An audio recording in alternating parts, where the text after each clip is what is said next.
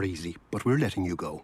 There are reports you left the bathroom light on, your desk light on over lunch, and you stayed late every day last week. That's way too much electricity. Don't go overboard to bring down your business's energy bills. Talk to Energia today about our energy efficiency upgrades and fully funded lighting solutions. Our range of grants and finance options could mean big savings for your business. Go to energia.ie/business to find out more. Energia, the power behind your savings. Terms and conditions apply. Start your day off right with Dunnes Stores. Our great tasting Everyday Savers porridge oats are only €1. Add some sweetness to your morning with our Everyday Savers mangoes, only 50 cents. Plus, with our 10 off 50 grocery voucher, you'll save more every time you shop. Dunnes Stores, always better value. See online for terms and conditions, minimum spend required. Off the ball. This is News Talk. OK, so much like life at the moment, we're ploughing on, but it's not quite as we usually do it. So for the paper review, I'm alone here in studio. That'll be the case going forward. And we're going to try and do this thing via Skype. So bear with us if it's not as smooth and wonderful as always. But we're going to plough on nonetheless. I have, hopefully, Tommy Martin from Virgin Media Television there on Skype. Hello, Tommy. Hi, Joe. Excellent. I can hear you. Good man. And Cliodhna O'Connor, All-Ireland winner with the Dublin footballers and also part of the coaching setup now with the Dublin hurlers under Maddie Kenny. You're there, Cliodhna? I am indeed, yeah. Great. Listen, guys, thanks so much for doing this. I'm going to run through the headlines first of all. So I'll start with the sports sections. I don't think it's where our conversation is going to start for obvious reasons. But nonetheless, we'll keep certain traditions up. The sports sections, and it's a big story, actually, which we will get to. If this was any other week, I suspect this would be dominating conversation for much of the afternoon. Tyson Fury is the story. Fury in new drugs shock. Exclusive, the Daily Mail purporting here. Witness says he was offered 25k to lie about champion's failed dope test. I will come to that. It is one man's account. Tyson Fury has yet to comment on this story, but it is takes up several pages in the Daily Mail nonetheless, and they have been in touch with UCAD. Sunday Times, if you're just listening on the radio, there's a half-page picture of Wayne Rooney, got a good portrait picture. We shouldn't have been treated like guinea pigs. Lives were at risk. This is Wayne Rooney, who does an interview with Jonathan Northcroft about him coming on board with the Sunday Times as a columnist, and then in his column lambastes Boris Johnson and the UK government and their approach to football. And we'll get to that for sure in a few moments' time. Sunday Independent, a really good picture here. I mean, it catches the eye, to say the least. There's a boy, I would say 11, 12, 13 years of age. He's in his GAA jumper and shorts, but he's holding his hurl with plastic gloves on, and he's got a face mask on. Game over, but we'll bounce back. And Eamon Sweeney is writing on the front page there. The financial cost of this right around the world in every sector is going to be huge. The Star go with that point. They say £10 billion, a quarter of clubs' values wiped off in 3 weeks. English football set to lose a crushing £10 billion if the 2019-20 season ends, which it almost certainly will at this point, we can say. And on that theme, what happens to the title is obviously a bit of a concern in the sports pages. Pool's title, Bombshell, COVID-19 to scupper Reds trophy charge. That's in the Sunday World. On the back page of the Sunday Mirror, again, it's a similar theme. Van Dijk here, I'm gutted. Stars despair at prospect of fans missing title party. The actual quote, if we won it and the fans weren't there, I'd be gutted for them. That they're going to win it now, I suspect, is in major doubt. There's a meeting of Premier League clubs this Thursday on the situation. And then finally, Sun Sport, a fury over COVID-19 decisions. Outrage is the headline. There's a quote from Carlo Ancelotti, I'm really not interested in what happens to end of season. We have Angelo Ogbonna of West Ham. It's almost as if Prem Chiefs were waiting for someone to die. That's him talking about the delay and the decision to call this weekend's games. And then there's Alan Devonshire, and he has branded the government a disgrace for allowing National League games to go ahead, and he's also branded English football chiefs a disgrace. He's the Maidenhead boss, and he says that lives have been put at risk yesterday because clashes went ahead in England's 5th tier. Former West Ham legend, he fears he could now infect his 88-year-old mother. And he said, effing football clubs, it's a disgrace. I could pass this virus on to my mother now. That's the back page of The Sun. Tommy, I don't know what your experience was. I bought the papers this morning in my house to have a read of them, and I couldn't turn to the sports pages at first. I suspect you were of a similar mindset. I went for the main sections. Yeah, have to agree. When you started reading the main sections, and you're obviously reading them as a concerned citizen and a parent and just a normal person trying to get your head around this whole thing, and then like even just glancing at the sports sections, you're kind of going, oh, I don't know. Yeah. I don't know if Liverpool's title or how will the GA run off the championship. Is that really going to be something I'm going to think about today? Funnily enough, though, after such time that you kind of said, right, I'm going to have a look at them.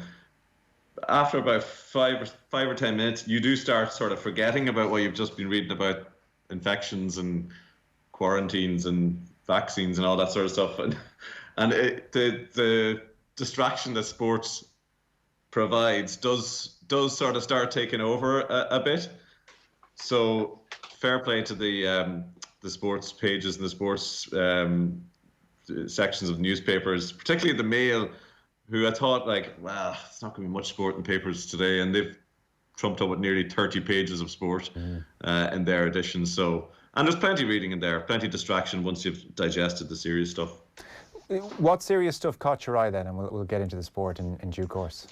Well, I think there's immediate headline stuff, which I presume that people have been hearing on all the news programs, and just the sort of dawning realization of the scale of this.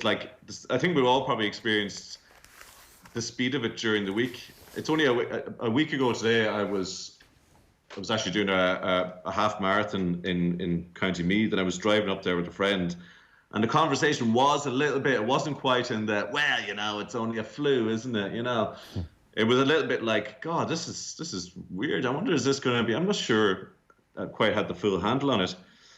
And then as Monday sort of took hold, and the figures started coming out of Italy, and our own figures started increasing, and then you saw Cheltenham on Tuesday, and prior to that, Cheltenham had been not sure about Cheltenham, to the point where it sort of became, oh God, I'm really not sure about Cheltenham. And as the week went on, every day seemed to ramp up. So I think a lot of the papers today, in terms of the front page sections, are just getting a sense of where we are, and things like the pub.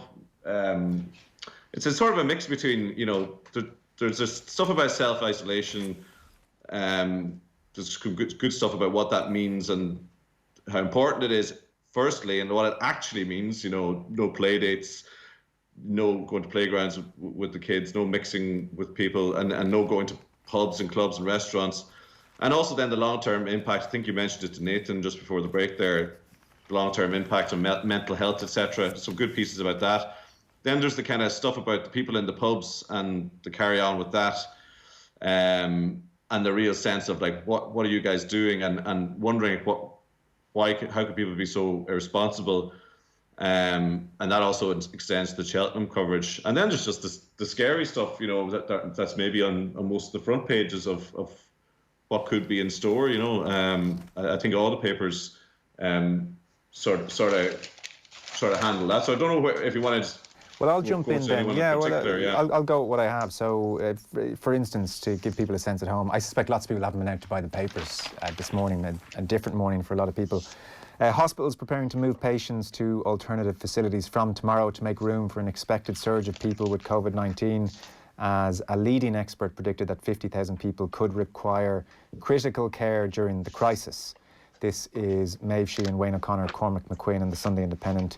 Total number of cases here stands at 129 and a further 34 in the north. They say the French government ordered all non-essential public locations to shut from midnight last night after cases of the virus rose by more than 800.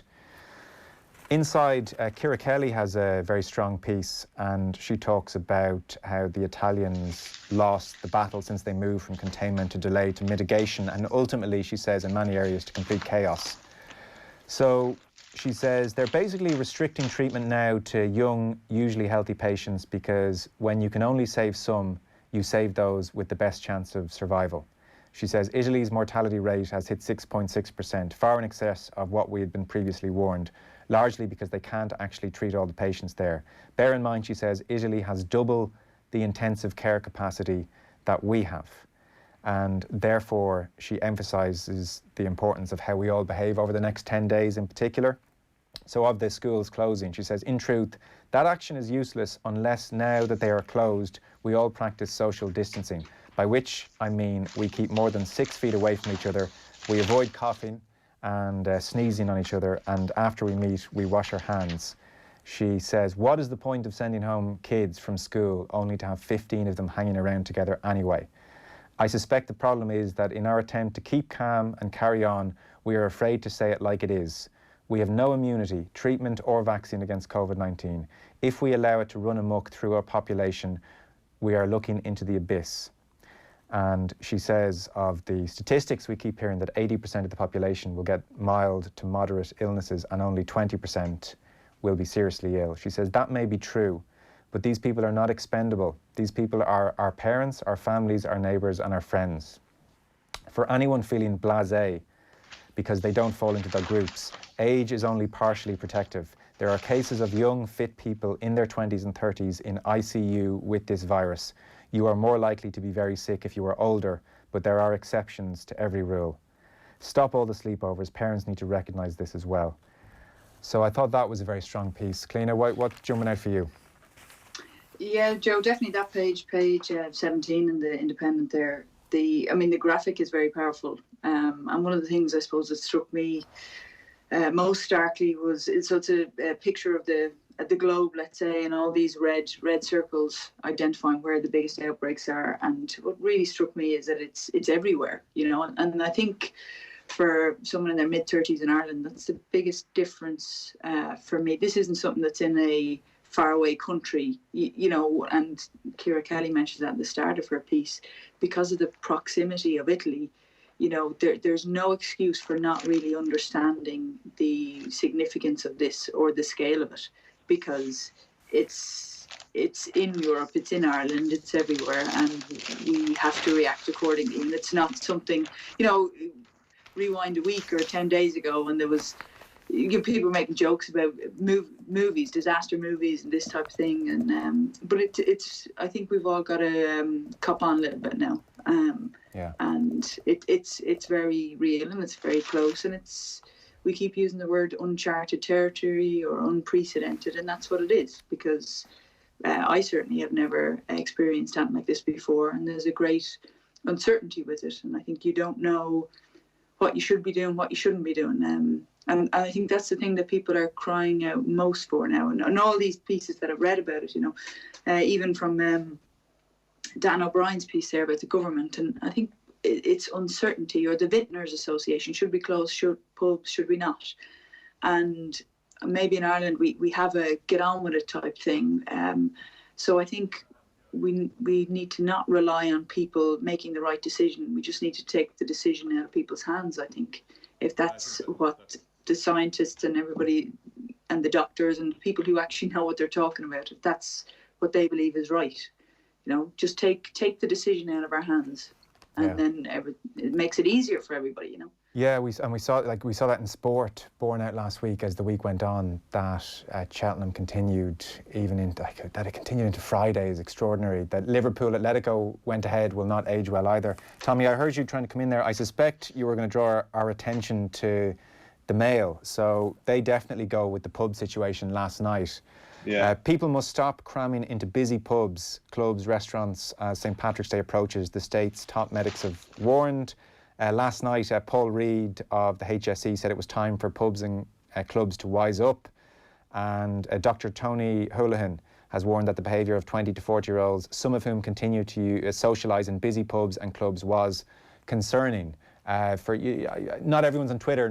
People are probably trying to avoid social media, but certainly if you were on it last night, I will never listen to Sweet Caroline in the same way again, because that video from Temple Bar of people cheek to jowl, hands around each other, jammed, like to a busy pub at the best of times, singing as if either in ignorance, selfishness, or perhaps even some misguided sense that, well, we need to keep our spirits up, and you know, let's send the Germans a message. Like, coronavirus doesn't give a damn if you're happy or not. Well, I've always suspected you have to be an idiot to want to socialise in Temple Bar, and now some of those pictures might seem to confirm that. But Cliodhna mentioned alongside Ciara Kelly's piece in the Independent was Dan O'Brien, and the sort of sub-headline of that was, our national and European systems of government must step up to the plate in fighting the coronavirus, writes Dan O'Brien. And he goes into a lot of the economic stuff about the ECB having to sort of basically underwrite, listen, don't worry about the bonds and everything. It's going to be fine. We'll underwrite everything, whatever falls out down the line. So the stuff about the pubs and the stuff about social behaviour, and a lot of the pieces, if you look around the papers, there are people looking at, well, what the Chinese have done and what they've done in Taiwan and what they've done in Singapore versus what is happening in European liberal democracies and then over to America. It's like comparing all these different systems of government and systems of social behaviour. So you get South Korea and Singapore, which are kind of, Taiwan, which are kind of held up as, look, they've done a good job in it. They're also very compliant societies with very strong government and control over their citizens, and when people go on lockdown, they are in lockdown, and you know, you daren't defy it. Whereas here, and like we've obviously been congratulated as being one of the countries that have done reasonably or acted reasonably quickly compared to other countries, we still haven't got the message out there into the sense that even the people from the vintners are going, should we close down? Please tell us to close down, because, you know, I think it was Adrian Cummins from the Restaurants Association was coming out and saying, you've got to give the order here because places are open, people are defying it. You know, it almost needs, it's almost a test of the strength of our government and us as citizens. Are we compliant to what we're being told enough to stop this virus? Because that is what is going to work in this situation. So what you saw last night was, is it that, as you said, like, what is it? Is it like that the message hasn't got out there close enough? Because I know kids were still meeting up and playing on Friday, and so that message wasn't communicated well enough, that don't arrange play dates for your kids. You know, keep them. Sorry, it's going to be tough, but keep them at home. That message wasn't spread enough, and also don't go out in large groups on the lash on Saturday night in our town city centres. It's not funny. It's not a joke. Like, it's, you know.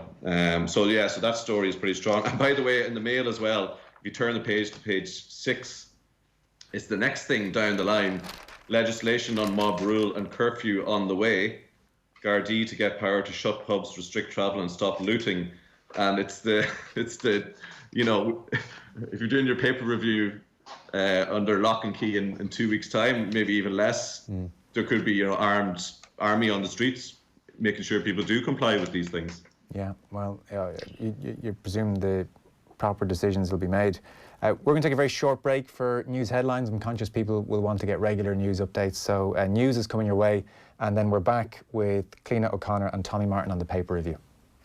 Join the conversation. Text us on 53106. Texts cost 30 cents. Did you know on Done Deal you can find more cars from trusted dealerships than any other car website in Ireland? With over 50,000 dealer cars for sale today, that's enough cars to stretch all the way from Dublin to Galway. Thinking of changing your car? Think Done Deal. It's Ireland's largest car showroom in the palm of your hand. HPV is a really common virus that can cause cancer in women and in men. The HPV vaccine protects young people from getting the HPV virus when they grow up. And it's now available to both boys and girls in first year of secondary school. Thing is, the more young people that get the vaccine, the more young people will be protected from HPV cancers. Get the facts on hpv.ie, approved by the World Health Organization. Get the facts, get the vaccine. Protect our future. From the HSE.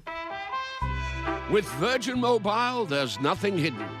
Now you can try unlimited 4G data, calls and texts for only €15 a month for 12 months. All on a 30-day contract.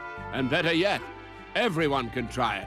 It's an offer that's bigger than big. See virginmobile.ie. Virgin Mobile. Nothing hidden. Fair usage and T's and C's apply. €25 a month after offer. Ends 3rd of June 2020. It feels as if the world has changed forever. In this week's Sunday Independent, Life in the Time of Coronavirus. Read Dr. Ciara Kelly and Professor Luke O'Neill on what you should do next. Plus our top team of writers on how our daily lives are being transformed. In Life, Jess Redden on the night Rob Carney proposed. And treat a friend to a free coffee at Costa with every coffee purchased. The Sunday Independent. Real stories worth paying for. In print or subscribe at independent.ie. T's and C's apply. Now that everyone has to lay low, it's time for us to stand tall. At SuperValue, we're business as usual, especially now things feel less than normal. With 223 stores across the country, we have passionate retailers, store and warehouse staff, dedicated drivers who will keep the trucks rolling and the shelves stocked with fresh food, Irish meat and freshly baked bread. We've always stood for community, and now that you need us most, we'll stand that bit taller. Rest assured that SuperValue will be there for you. Screen Time with John Farty.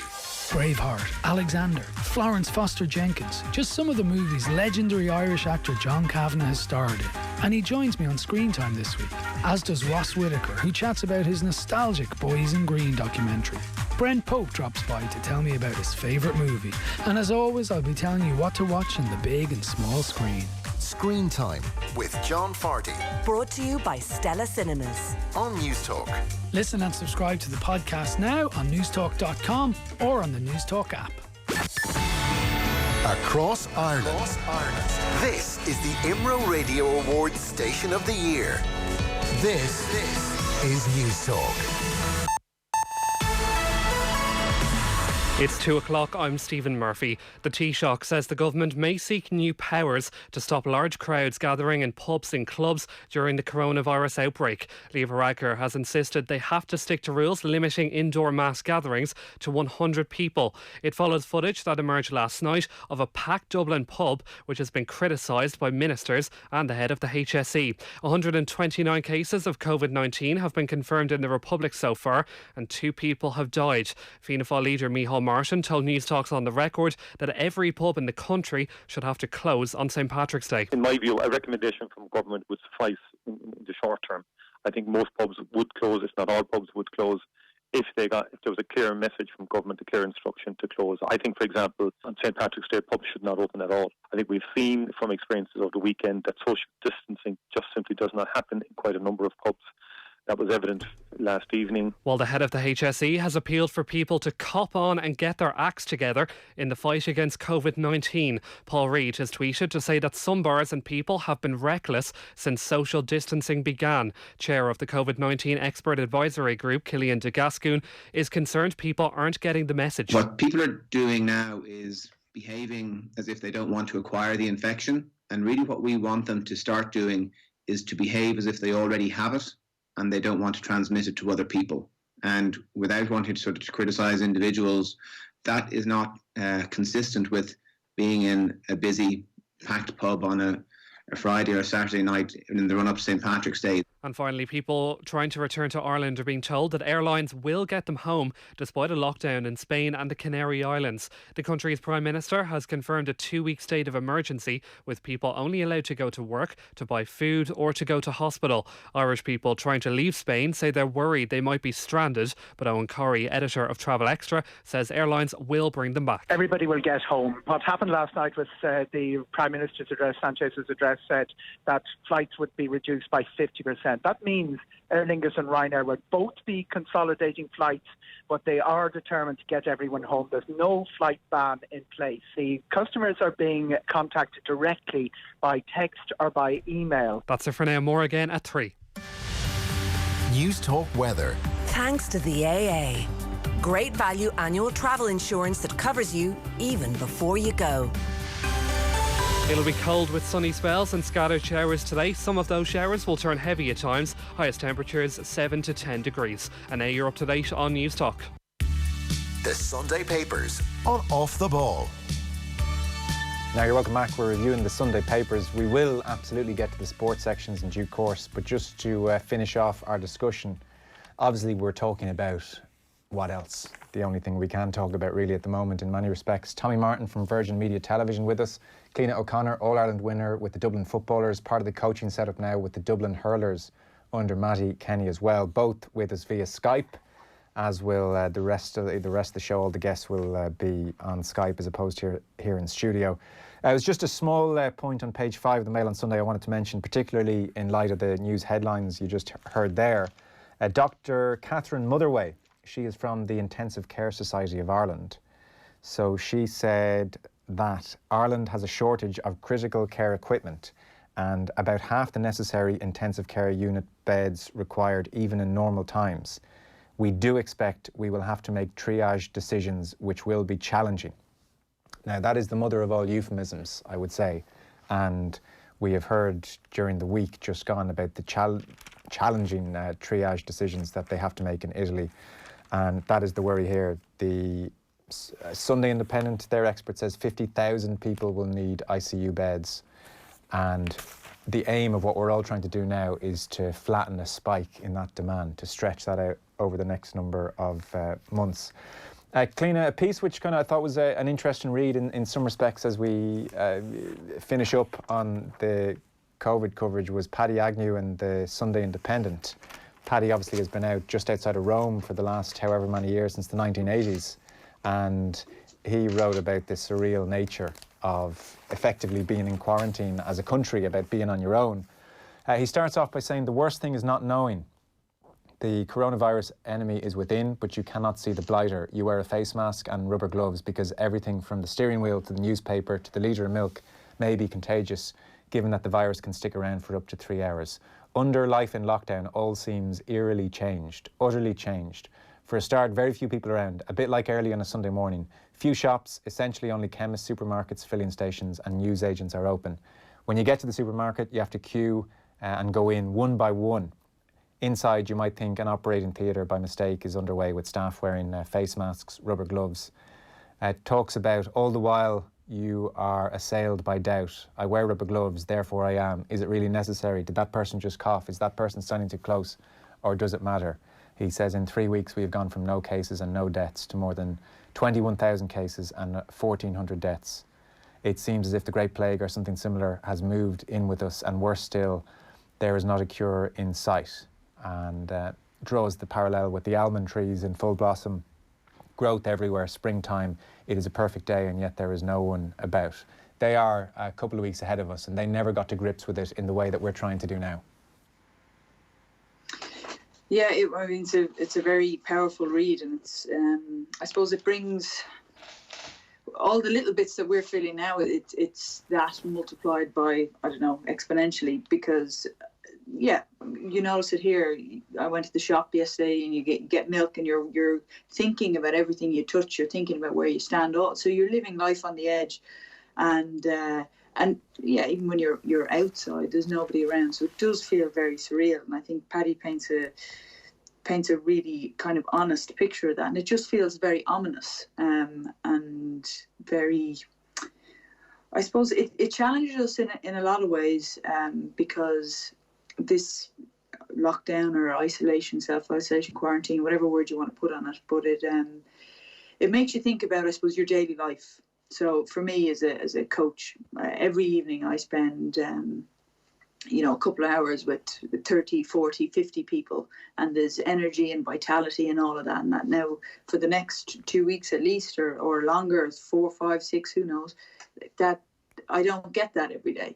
And rightly so, and all those decisions are the right decisions. But it makes me think about, well, when that makes you feel good every day, that social interaction, that energy, all that around sport, and then your daily life and how you feel is totally changed. And you look out the window, and I'm looking at the window here in Dublin, and it's sunny. It's quite a nice day out, but again, there's this sort of looming apprehension or ominous feeling over everything. So it definitely changes everything, and changes small decisions in your daily life, and also I suppose just your feelings or your sentiments and your emotions about pretty much everything now, because we've never had to deal with it before.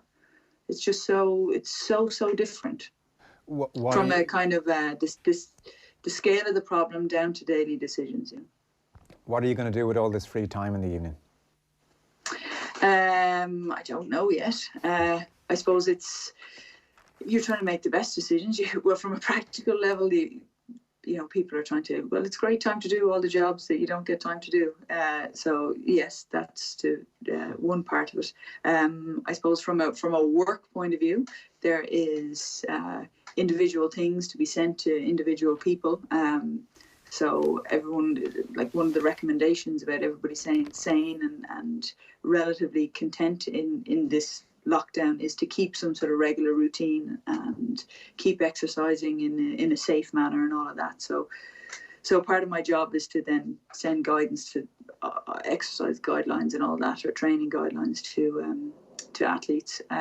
So there's still work going on, but in terms of interaction, very limited. So I'm to be honest, I'm trying to make a plan for the next couple of weeks and see, okay, what am I going to do with this time?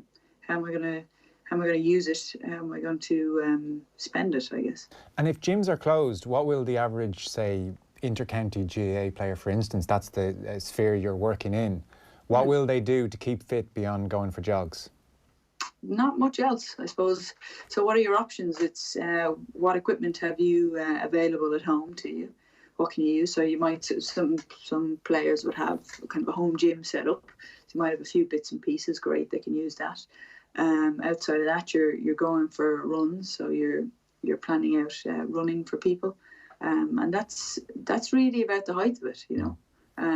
So you're trying to be creative. There was a piece somewhere about, Premier League players, they may have kind of full home gyms or full, swimming pools. God only knows the facilities they have. And then, other people mightn't be in the same scenario. However, I do think maybe there is, and this might be the same for everything in relation to the current scenario, is from a training perspective and a sports science perspective, it may remind us that actually being fit for Gaelic games, let's take it, is a lot simpler than sometimes we make out. Because when you break it down, and I'm going through training plans and say, okay, you've got a 20 kg dumbbell at home, and I can tell you to go out and I can prescribe you specific running to do, and in some ways that'll be fine, but we've built a massive structure and industry around sports science and made it very, very complicated. But sometimes when you really strip it all back down, go out and run and stay healthy and eat well, and you'll be fit. That's good advice for the rest of the country. Obviously, the Dublin inter-county players will have home gyms supplied by AIG, but the rest of the country need to. They're being shipped currently. Yeah, yes, no, I appreciate that. On a point, Tommy, I know you wanted to touch on it, and you referenced it at the very start of our conversation, and it's probably a conversation we're going to have more and more in this country over the coming weeks and months. It's about mental health. It's about the effects of quarantine. And you picked out a piece by Pavel Barter, and I saw one by Colin Coyle, where the ESRI have drawn up a few thoughts and various studies on the situation. And obviously, the paper is kind of new enough, but in short, they said that depression and substance abuse linked to being in quarantine can last up to 3 years afterwards, which I thought was an extraordinary line. The depression and substance abuse linked to being in quarantine can last up to 3 years afterwards, which I wouldn't have anticipated, I must say. Creating sleep, exercise routines important to ward off depression. Children, they say, especially susceptible to changes in routine. Alarms should be set as usual. People should maintain regular working hours. They go on to say on a separate point, by the way, encouragingly, and this is a good note, that mutual assistance in society is a more common response to a crisis than mass panic and social disorder. They found evidence that public authorities often overestimate the likelihood of panic and public disorder, including the role of the media in propagating it by using unhelpful, alarming language such as a killer virus. But back to the mental health point, Tommy, I think it was Pavel Barter, the piece you saw. Yeah, by the way, if you're going to ask me what I was going to do in the evenings, finally going to watch Martin Scorsese's The Irishman, because I'm going to have 3 hours to spare over the next few months. Really dull. Trust me. I've just been like 3 hours. God, I don't know. So looking forward to that. Yeah. So the piece by Pat, it's funny. It kind of links in with Paddy Agnew's piece because he is referring to a man called Jerry Rafferty who lives in Milan and is under lockdown at the moment. And he quotes him. He's actually from Armagh, and he's a teacher in an international school over there. He said, I was looking forward to Armagh's football match against Roscommon last night. He was obviously going to watch it online before it was called off. That was one of my mental health positives of the week. It's a massive thing to have lost in my little world.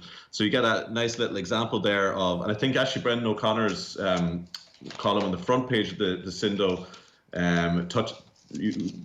has a conclusion that, you know, you realise that our lives are a lot of little and some big things, but all things that a lot of things to look forward to. Like we build our lives on these things to look forward to. And, you know, you imagine a big part of our mental well-being is having that sort of sense of like looking forward to that.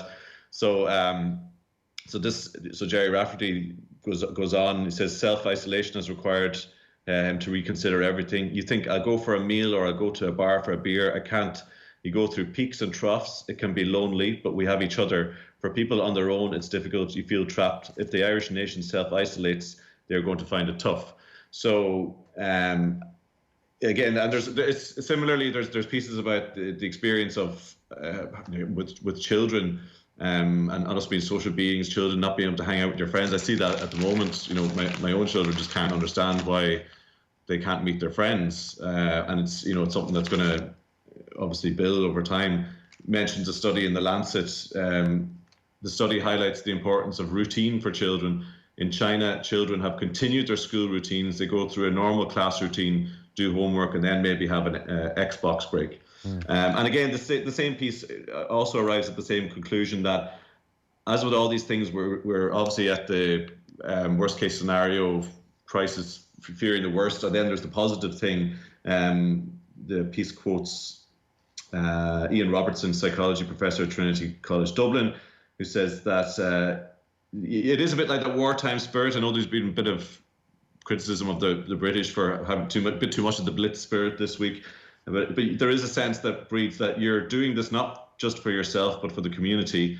Behaving altruistically lifts your mood and reduces anxiety, and it gives you a sense of purpose. So just a few of the things that will probably be things that we're going to experience over the next few weeks, but it's a good sort of summary of what self-isolation could mean or will mean. Yeah. Something we'll all be getting used to. On to the sports sections. So I think you said at the top, Tommy, they've done a really good job in trying to cope with weekend one of many of this, and there'll be some interesting ideas on the way. The most eye-catching, like the Wayne Rooney piece, is really interesting, and it'll make big headlines. I'll come to the Tyson Fury one in a second, but seeing as we've started on Rooney, Cliodhna, there's two parts to this. There's the interview that Jonathan Northcroft does with him, which is very good, but we might start with Rooney's thoughts on how the UK and Boris Johnson handled the decision last week. Where is the leadership is the headline.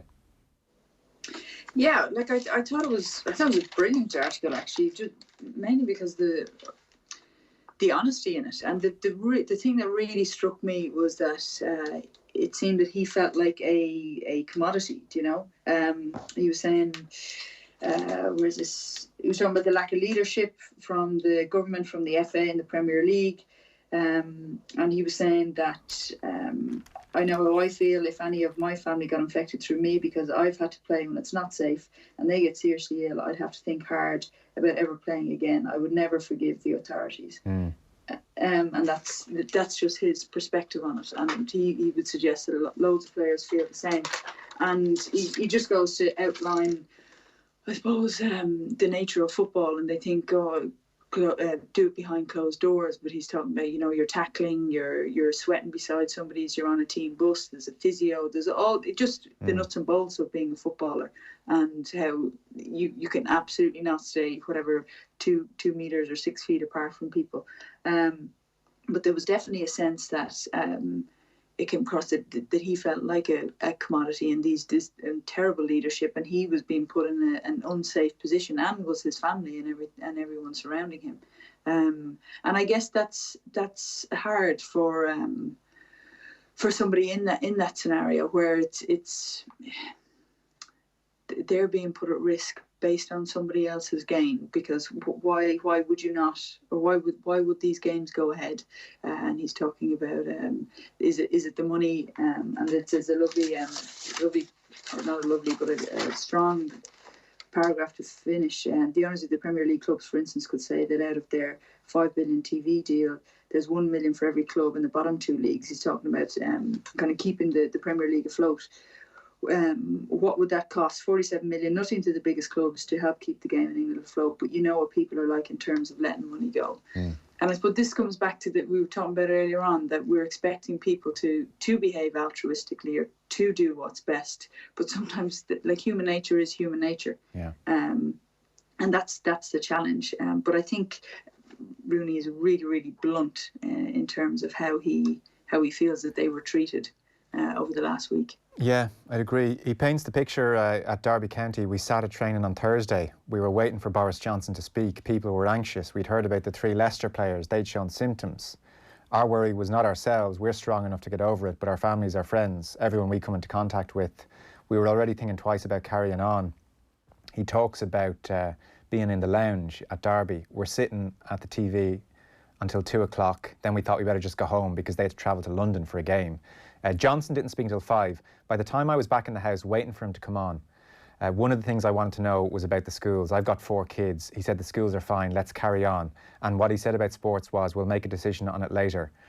Rooney says, you just thought he's dodged it. He's left the FA and the Premier League to make the decision. And then when the FA and Premier League didn't make a decision either, it didn't surprise me. Baffling. 3 Leicester players having symptoms. He wondered why it took Arteta to change the Premier League. Why is that the difference? Is it because he's a bigger name? He said it felt typical of the way things are done in football. And he says, when I drove into training on Friday morning with my gear in the back, ready to travel to London, I was thinking, I don't want to travel, I don't want to play, I don't want to put my family at risk. And he was thankful, to say the least, that the decision was made. He added, I couldn't believe the Cheltenham Festival just carried on, for instance. Crowds of people crammed in with each other, and yet they let it go ahead. It wouldn't surprise me if Boris had a horse running. Tommy.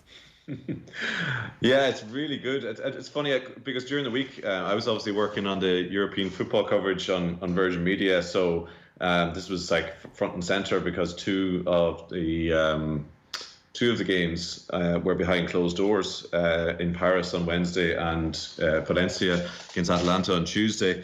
And this, again, I'll go back to the sort of the way the story moved during the weekend. It was the idea of games continuing, games being behind closed doors, and that was fine. And then you started wondering, well, what do the players actually think about all this? I mean, we kind of think like in these big, grand political or epidemiological things where, we keep the big crowds. But what are big crowds apart? But what do the players actually think about mingling, close contact? And there was nothing really, because there was no, you didn't hear. And then as the week went on, and in other words, what this sort of piece is saying is the decision just totally got taken, like the leadership just didn't come, and eventually the decision was taken out of people's hands by circumstances. And I think what Rooney really articulates really well is what they were thinking when they were sitting in their training grounds, and that one thing I always like Rooney, because I think he does come across as an incredibly normal sort of guy, for better and for worse. Like he's clearly got his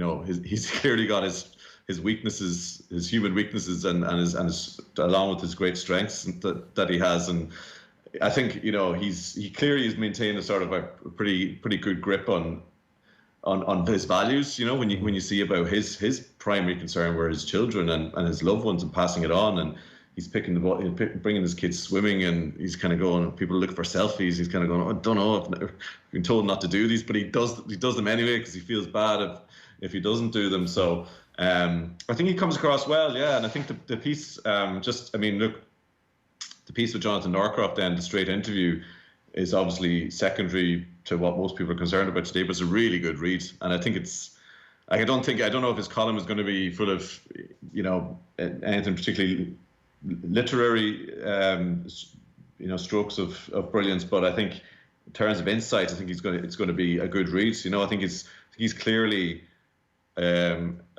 Actually, it's a bit of a theme of the column with Jonathan Northcroft. The whole idea is, like, is he misunderstood? You know, the idea of him as the no brains, just this kind of street footballer, you know, bursting on the scene and you know, lacking in any kind of sophistication. Like, I think I'd imagine it'll sort of put a lot of that to rest. You know, in terms of he's a long since he was. I think he says when he was about 13 or 14, he really started to study the game. And there's a really good bit where he was talking to Alex Oxlade-Chamberlain in the England squad, and he was at Arsenal, and he said to him, you know, you're coming to the ball too much. You've got your back to the play, and you're making it easy for defenders. I told him to come short, run off the ball. He said, go watch Mark Overmars, and he didn't know who Mark Overmars was. I was like, you're playing out wide for Arsenal. How can you not know Overmars? So he's already into the sort of young kids today kind of stuff. So, you know, he'll probably end up like Souness eventually. But it's good. I think he does seem like he's a brilliant insight actually about the whole Fergie man management dressing room stuff. It's really good in there. As well, I don't know if you want to go into that. Yeah. It's really really interesting about how Ferguson would pick on Rooney and Ryan Giggs for a hairdryer blast when what he really wanted was to send a message to a more sensitive player. If Cristiano Ronaldo was dribbling too much at halftime, Wayne would get hammered for dribbling. If Nani was sloppy in possession, Giggs was lambasted for the sin. And he goes on to say, the best way to motivate me, confrontation. I've always been my best when I was a bit angrier. Fergie knew exactly what I needed. I'd say 90% of the games I played under him, we were arguing at halftime. So, you know, that's good stuff. Really good, really good. So if people are trying to picture this, Rooney is now coming on board with the Sunday Times as a columnist. So there's the Boris Johnson piece and the week that was, and then there's this interview with Northcroft. And I agree. I just thought it was full of brilliant stuff. I'm sure Cliodhna, like even the way he describes how Ferguson managed Rooney and how he managed sensitive players by lambasting the stronger characters. Like, what a really interesting insight to Ferguson that is. And the other thing that jumped out at me as well was a bit like Tommy's alluded to it in the conversation with Alex Oxlade-Chamberlain. I had just thought Rooney was street footballer, 16 years old, played without a conscious thought, reactive. And actually, from the age when he played for the Everton under-19s, when he was 14, obviously, which is just nuts. But he couldn't boss people around physically, so his coach put him at number 10, told him to get into space. And Rooney, as a 14-year-old, went off and got VHS videos of Jari Litmanen and to a lesser extent Dennis Bergkamp, and studied them. So like a student of the game at 14, and hence when Oxlade-Chamberlain doesn't know how Overmars played and came short and spun around to, you know, get in behind, he's kind of in amazement at this, really. So I don't know what you made of this, but I would agree with Tommy. This was actually surprisingly good. Yeah, it was, and that again, one of the things that stood out to me. Well, that's the differentiator, isn't it? Because there's probably loads and loads of street footballers who had really good talent and really good ability and all of that, but how many of them went and got their VHSs and absolutely devoured the game and made themselves exceptionally knowledgeable and intelligent on a football pitch? So Rooney had physical or technical skills, and he was good enough at 14, as you were saying, to play for an under-19. So his technical skills were good enough, but he didn't rely on them. He made sure that he understood exactly what he was doing, and that as an attribute for any athlete in any sport, that's what you want. People talk about the growth mindset and never having enough knowledge and wanting to know more and wanting to be intelligent in your sport. That is an absolute differentiator between the child superstar that makes it and the child superstar that, I had one trial for United and it didn't work out. You know, they didn't give me any game time or whatever, you know, and there's an excuse and it didn't happen. So in terms of characteristics of a successful athlete, I mean, that's a major one. And the Alex Ferguson example again is brilliant, because it's a perfect example of, you shouldn't, as a manager or a coach even, but especially a manager, you shouldn't have a one-size-fits-all model. And that's what makes a brilliant manager, is understanding, well, this guy, I know that if I rattle him a little bit and kind of criticise him, get him wound up a little bit, he's going to go out and play better. Or this other guy sitting beside him, if I do that to him, he'll go into a shell. And that's how you have to manage a dressing room, and you have to be, I suppose, smart enough and good enough to be able to read people, to be able to deliver that. And there's another, in terms of logistics, if you've got 10 minutes or whatever it is at half time to communicate with the 11 players on the pitch and whatever subs might be coming on, so you might have 15 players to communicate with. How do you do that?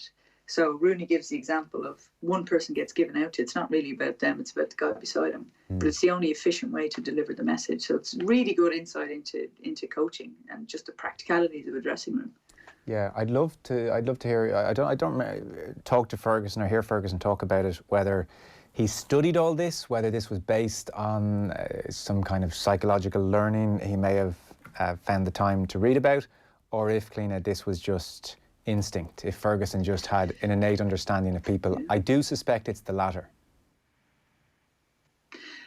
Well, I've actually found that, well, from my experience, the people who are exceptional at it, the really good managers, just do it naturally. And then we try and kind of study them and figure out what they do, you know. And if you talk to, like, even any manager, any sports, in any coach or whatever, or like Eamon Ryan, everyone talks about Eamon Ryan and Cork Ladies and what was it about him, and all kept us going for so long. But they all just talk about how was his ability to relate to players and to talk and communicate. And it's very hard to put that into a 10-step process, because you're dealing with people and it's changeable. So I think the really, really good managers who have that ability, it's just who they are. It's their personality. Yeah, I would tend to agree. So that's Wayne Rooney. I guess we'll be seeing him over the coming weeks.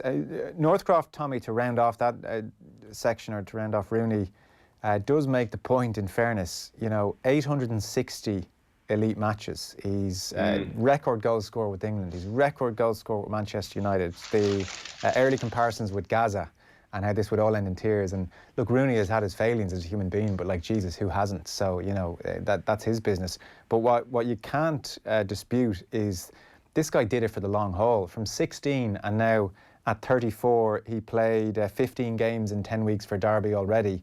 He has stood the test of time, and I wonder, does he get the credit? I don't think he does. I feel people look at Rooney and think there was more in him. Yeah. I think people look at the early explosion on the scene and then just thought this guy's going to be, the sky's the limit. This guy is going to be one of those like absolute generational players. But like, even if you look at what he did achieve, it's pretty substantial and impressive. I think look, possibly the fact that he played so much football early in his career that maybe, I mean, there was a definite decline from being perhaps one of the best players in the world to being a very good Premier League level footballer, to maybe spending the last few of his careers in the sort of, the semi-sporting retirement of the MLS.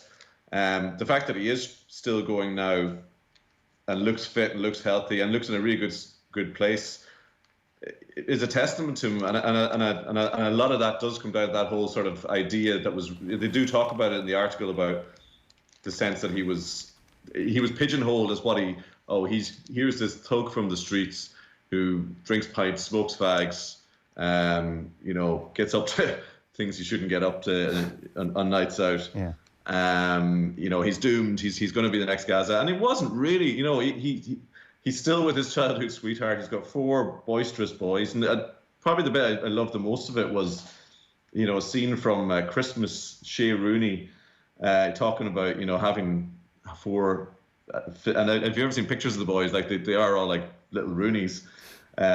Christmas Eve, from somewhere, my eldest got a dartboard.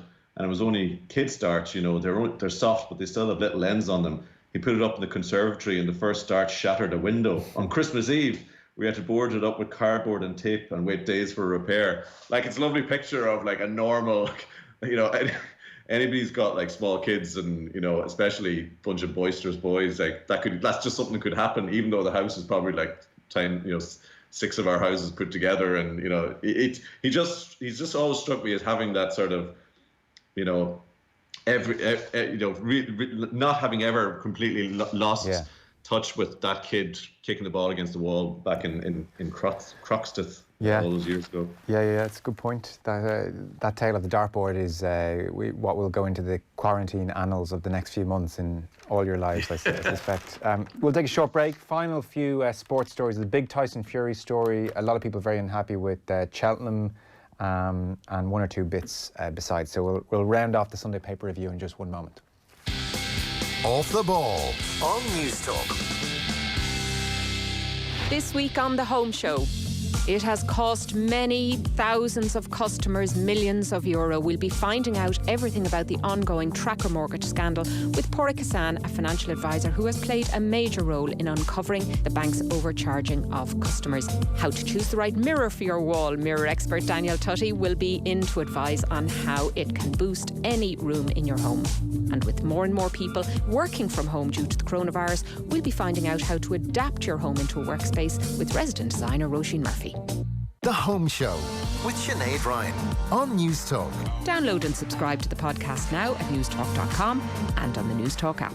There are plenty of reasons to get an official Volkswagen service, from the expertise of a Volkswagen master technician to the confidence in using only Volkswagen genuine parts. However, to the majority of drivers, only one reason really matters: what you get when you bring it all together, an official service history. In fact, 78% of Irish drivers would pay more for your Volkswagen if it has a full Volkswagen service history. Help protect your resale value and keep your Volkswagen a Volkswagen. Book your classic service from only €169 at volkswagenservice.ie. Terms and conditions apply. Are you looking for a home office solution? At Harvey Norman, our expert staff can help get you set up and working from home. From chairs and desks, laptops, printers, monitors, keyboards and more, we have the perfect solution. Get the Acer Aspire 3 laptop, Microsoft wireless keyboard and mouse, Acer Full HD monitor, HP Envy all-in-one printer and the Manhattan Superspeed USB hub. All for only €799. For this deal and more, visit us in-store or online. Harvey Norman, your technology specialists. Go!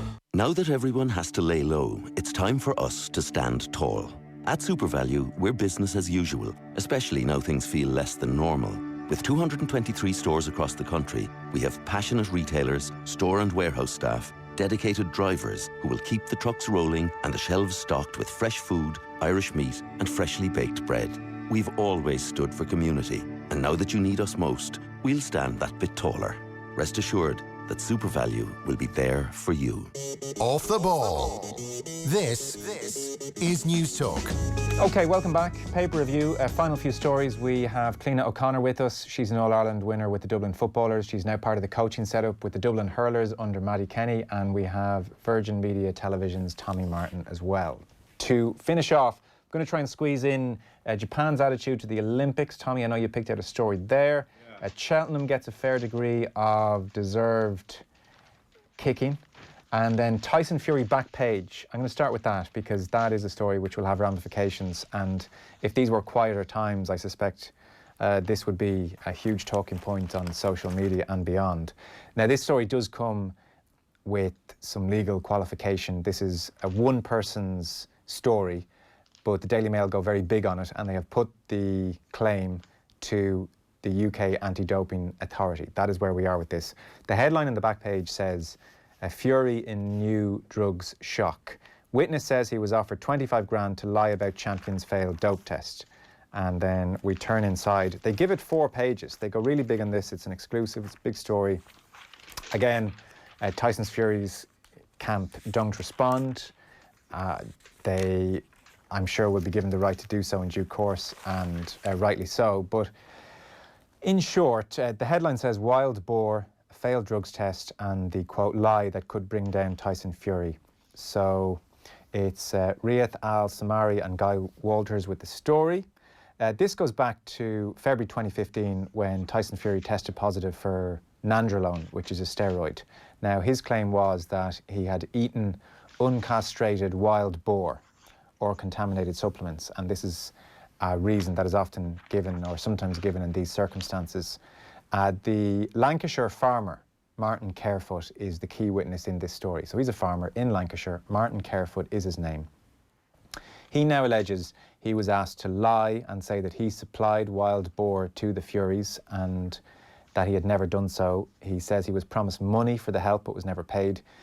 He signed 2 witness statements confirming he had been the supplier to Team Fury, which were then forwarded to UKAD, UK anti-doping lawyers. The Mail say that UK anti-doping has been made aware of the new information. They're looking into it. Carefoot alleges he was approached and signed the 2 witness statements. He says that the second statement included a line, "I supplied a range of animal meats to Team Fury, including wild boar and pigs." He says, to the Mail, "I've never kept wild boar, I've never killed a wild boar." In making the allegation that he received an offer of 25,000 for the help, Carefoot told the Mail, "I just went along with it and they always dangled this carrot that I was going to get paid." Goes on to say at a later point that, "I thought if you're going to get 25 grand for it, it's not a hanging matter, so I went along with it." Now again, I stress that is his story.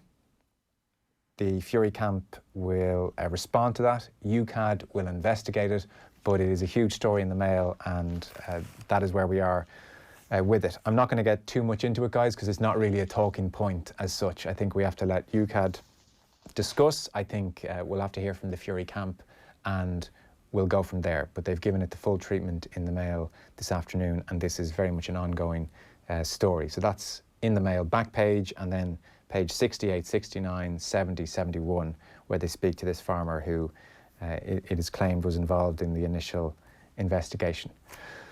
So that story will take due course. Japan and the Olympics, Tommy. Well, I didn't get around to seeing this piece. What is the latest? I've seen what the Prime Minister has said. Little piece on page 6 of the Sunday Times, part of their comprehensive coronavirus coverage, just dotting around different countries in different parts of the world, and there's a coronavirus-related story, obviously, everywhere. But obviously, the Japan one of the Olympics, the headline is, "With the Games at risk, Abe excels at a new Olympic sport, playing down." So this is the suggestion that Japanese Prime Minister Shinzo Abe has staked his legacy on the glory of the Games and pinned hopes for an economic revival on an Olympic-fueled boom. Oh, he shouldn't have done that. That was a bad thing to stake his reputation on. He'd be better off on one of the handicaps at Cheltenham this week if that was his bet, because the suggestion is that they have been suppressing testing. There's a line here: his government has overseen a notably low rate of tests per head and tally of confirmed infections. There are strong suspicions that this reflects direction from the top to play down the impact. Yesterday, Abe described most cases as mild and said there was no sign that infected people were spreading it significantly. So obviously this is the situation, is that they don't want to, and there's obviously stories elsewhere about what will happen with the Olympics, and maybe they have a little bit more time to make that call, but that's going to come into focus over the coming weeks and months. But there is not much debate featuring in Japan. An organising committee member who suggested a postponement was slapped down, while the media is overwhelmingly deferential, and even Abe's critics are wary of unpatriotic opposition to the Olympics. So it feeds into a little bit of what we were talking about, and may talk about more, about the whole tone of media and government coverage of what should be a factual-based story, and all about let the medical people provide advice and recommendations and the true figures and numbers, versus what governments actually want and are perceived as being controlling the narrative. Yeah, it strikes me, Cliodhna, as a fairly foolish policy. So if Prime Minister Abe and Japan are saying, look at this, we have very few tests and the rest of the world, or big parts of the world, are peaking. One, it looks ridiculous, and two, I hate to break it to him, but it's not like the Olympics can go on without the rest of the world. Exactly. So it seems like an actually ridiculous stance to be taking on the whole thing, because I think it's so big now at this stage that there really is no hiding, or there's no shaping the narrative, and anytime anyone tries to do that, I think we all smell a rat very quickly. Even Donald Trump has admitted it's now not a Democrat hoax. Well, if he's going to admit it, then I think that should be the last straw for everybody. But yeah, I don't know. I think it's kind of ridiculous. But again, it comes back to human nature. It just shows you that people do and kind of grasp at or clutch for straws and all of that and grasp at anything. That even in these scenarios, they still go into that self-preservation mode. Oh, my career, my political career, my image, my this, my that. You know. When really none of it matters, and we know it's untrue. So, you know. Thankfully, the International Olympic Committee make the decision, Tommy. So ultimately, it's not really up to Prime Minister Abe. Well, exactly. He said he might get off the hook in that regard. But it's just, I thought this was a killer line. Koichi Nakano, a political analyst at Sophia University in Tokyo, said the fate of the Olympics remains largely taboo for politicians, business, and the media, but everyone's talking about it privately. The reality is that right now there's no political will to enhance testing capabilities. It's just completely, shocking. Yeah. Shocking if that is the case. Yeah, it's crazy. Final kind of theme. Cheltenham has been a big talking point all week, and increasingly as the week went on. So I'll come to that. Glancing around other stories, Joe Brolly is reminiscing that this time last year I was getting ready to go to Croke Park and watch Curragh Finn, full of excitement, wondering what party tricks they would play on Crokes. This year I'm bored, wondering what to write about. Paul Kimmage is reminiscing about Italia 90 and Jack Charlton and the Boys in Green documentary. Part 2 is on tomorrow. We're going to talk to the filmmaker Ross Whitaker after 3 o'clock about that. The two pieces which caught my eye in Cheltenham, Tommy Conlon and Philip Quinn, who was there. Keith Duggan wrote a fantastic piece yesterday. Philip Quinn had it details a strange week. You know, he almost missed his flight going out there on the Monday and kind of wishes he did. And, you know, business as usual. And then as the days go on, the virus story expanding, the sanitisers, he says, dotted about the track, but most punters giving them a steer. They'd rather have a beer in their hands than some gel. He says the toilets were not exactly hygienic either. Cheltenham, a fester pit for potential mass transmission. He says a text from his wife, Josie, about coming home as soon as possible hit hard. And so I followed the call to the sports editor, who immediately agreed. That night, I booked a flight out of Dodge. He says last Thursday, it finally got real for most Irish people. The Taoiseach warned the nation of the urgent need to act. But Cheltenham carried on ITV and Racing UK. There was not a word about how grave things are. The optics are wrong. And certainly, I mean, by Thursday, it was very apparent just how grave the situation had become very, very quickly. But the coverage continued. Tommy Conlon, similar things.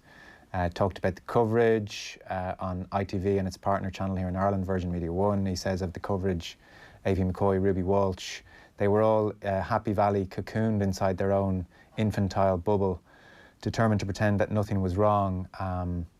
Horse racing has been losing touch with the public for decades. It never looked more out of touch than it did in Cheltenham over the last 5 days. That will be, I suspect, Tommy, one of the lingering memories, probably far more so than Liverpool Atletico, the scenes at Cheltenham last week. Now, who knows? The months ahead, I'm sure, will provide us with far more vivid memories, unfortunately. But it was a really bad week for that sport in particular. Yeah. Just have an intrusion here. It's I can see you.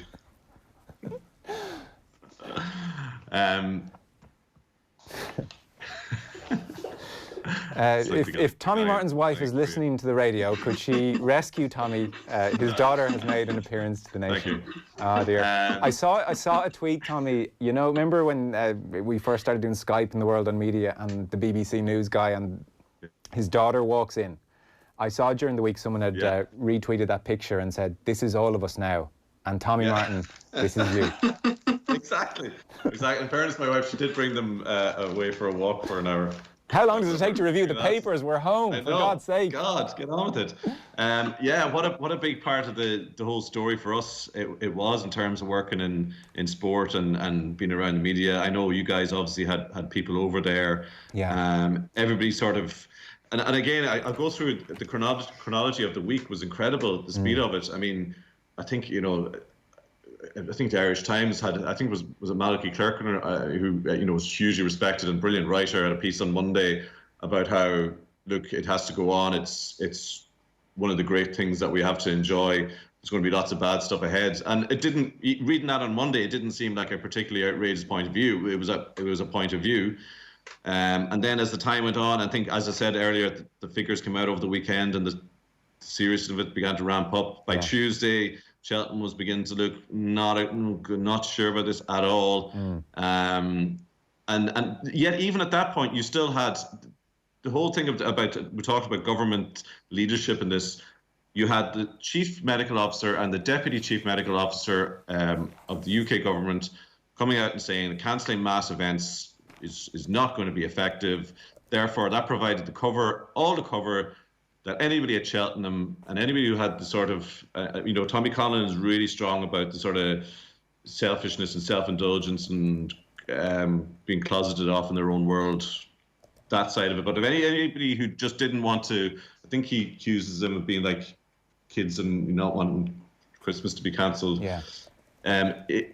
Like children who couldn't bear to have Christmas cancelled, they insisted on having their pleasure at all costs, except that these children are supposed to be adults. Like the lack of leadership from on high, whether it be the racing authorities or the government, the British government, and indeed our own government. I mean, I don't know, the question we asked, should more stronger messages have been put out sort of the back end of last week about this. Again, they're obviously trying to not play the economic damage too hard as well. That gave all the cover that people who wanted this really to go on with it, and they took it. And even by Friday, they just kind of seemed to say, let's keep going. And as you say, it is becoming more and more misguided all the time. Even as the UK government's leadership ultimately has to be held accountable, it just seemed to give cover for all this to happen. Yeah, because that is the thing. Professor Patrick Vallance, their scientific advisor, they were making incredibly strong arguments that this is mass gatherings. It's an ineffective way to slow this down or to counter this. We're still 12 weeks away from the peak, but and they left it up to sporting bodies, as you said. It gave them cover. It gave Cheltenham all the cover it needs in every interview to say, well, we're following advice. And the Premier League, if the Arteta news, as Rooney says, if the Arteta news hadn't happened, Premier League games probably would have happened, I suspect.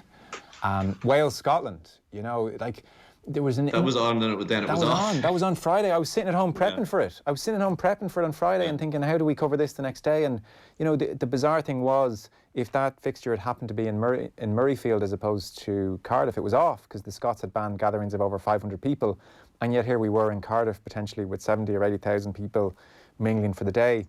Again, under the cover of UK government advice. You can't underestimate the impact of governments and indeed the media in creating the sort of narrative and public understanding of a situation or public sense of a situation. So in this country, because we were a lot more proactive about it than UK were, and our approach to it is completely different.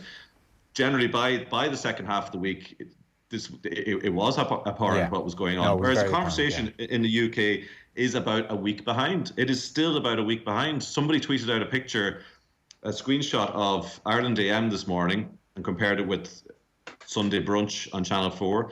And on Ireland AM, there was 3 hosts and there was 2 meters between each host on admittedly a very large couch. On Sunday brunch, there was about 12 people in shot, crammed together, tasting food and, slurping whatever they were doing. Everything was continuing, irregardless of everything that's happening.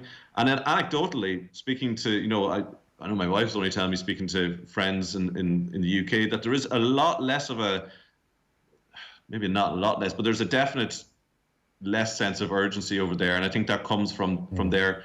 People do tend to kind of look to their governments and say, well, but they're saying this, so and that's what been overtaken by the reality, as we saw with their Arteta stuff. And at a certain point, you have to look to if you're in the UK, you have to look to your government and presume that they're acting in your best interests.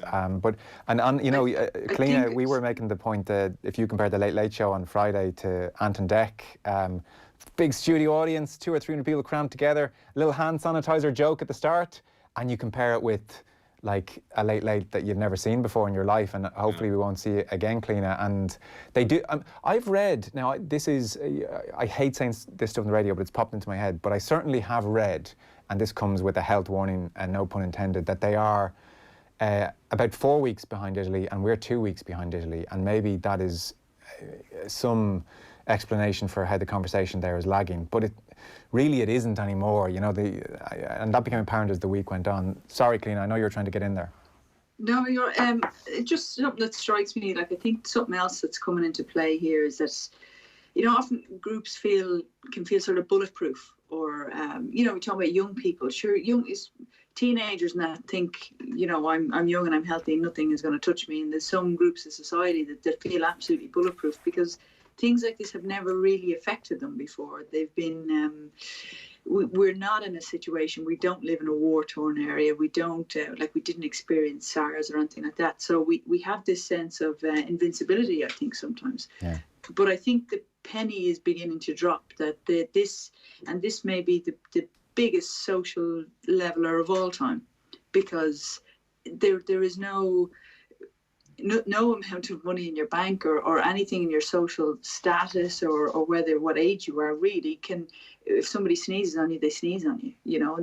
And this is, I think, starting to hit home with people. And go back to where we started at the very start with Ciara Kelly's piece, and you know, she was talking about you know, we say, oh yeah, but most of us will be fine and we'll just have mild symptoms and that, but she makes the point that but the people who really will affect, are they expendable? And they're not. You know, I know from personally, you know, I have numerous vulnerable people who fall into that category in this context in my life, you know. And to think that, oh sure, I'm grand, but sure, they don't really matter. Like, that's crazy stuff when we think about it.